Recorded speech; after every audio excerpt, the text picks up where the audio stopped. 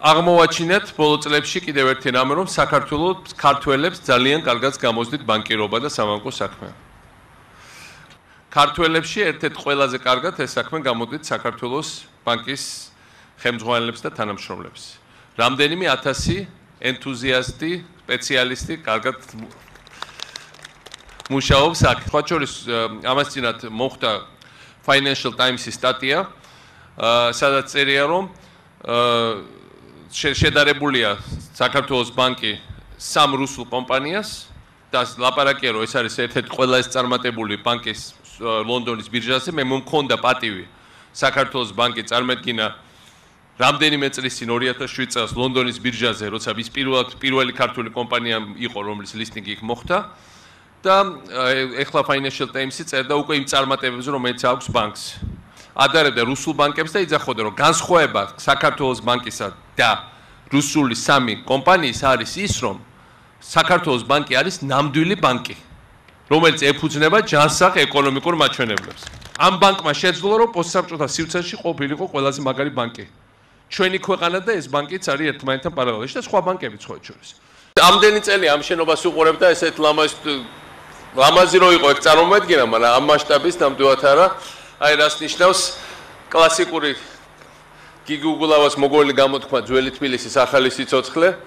ეს არის ძველი შენობების ახალი სიცოცხლე, ესე იგი ახალი სიცოცხლე, რომელიც მოიტანა საქართველოს ბანკმა. მინდა დიდი მადლობა გითხრათ ამისთვის. მე ამ შენობის სხვა შორის მინახავს ნიუ-იორკში თანამედროვე არქიტექტურის შენობაში. ეს შენობა ითვლება სოფლიო ჰაბიტატის სტილის ერთ-ერთ მთავარ შედევრად. რო ვთქვათ საბჭოთა დროიდან რა თუ რამე შემოგჭა კარგი, ალბათ ეს არის პირველ რიგში 2-3 კიდე შენობა რაც დარჩა. და ძალიან შეესაბამება იმ ახშენებლობის ეპოქას, რომელსაც ჩვენ ყველანი ერთად ვქნით საქართველოში. საქართველო არ არის მარტივი ქვეყანა, აი დაახლოებით ასეთივე ქვეყანაა. გადაჭაჭული, აბურდული, ქაოტური ცოტა. მაგრამ კიდევ ერთხელ გადაჭაჭული, ერთმანეთზე გადაჭაჭული. ჩვენ ყველანი ერთმანეთზე ვართ ჩამოკიდებული და ყველაფერი ერთმანეთზე. აი ეს ბალანსი არის ძალიან რთული დასაცავი. ეს შენობა როგორ დგას, დღემდე ვერ გამიგი. ამდენი წელი აქ გვერდზე გავიბადე და გავიზარდე. პირველად ბოლო 2 წლის განმავლობაში ჩვენთან დაიწყო მუშაობის კლება.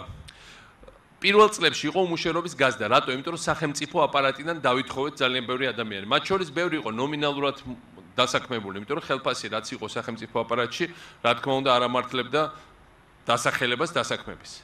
მაგრამ ბოლო 2 წელია, როცა დაიწყო კლება 2008-ში 9-ში უმუშევრობა ავიდა თითქმის 18-20%-მდე, შემდეგ წამოვიდა 16%-ზე, ეხლა არის 14% და ჩვენი რა თქმა უნდა ციფრი არის საბოლოო ჯამში, რომ იყოს უმუშევრობა 10%-ზე დაბლა. ამას შევლაპარაკობთ მოდერნიზაციის გეგმით 2015 წელს. თავარი რაც ახლა ხდება, ამ პირობებში, როცა ჩვენ შევინარჩუნეთ მაკროეკონომიკური სტაბილურობა, როცა ჩვენ ლაპარაკობთ უმუშევრობაზე, ეხლა არის ხალხის მომზადება და გადამზადება. ეს არის აბსოლუტურად გადამწყვეტი უახლოესი წლების განმავლობაში. კონცეფცია ჩვენ ქონდა 2003 წლამდე, რომ საქართველო არის დერეფანი.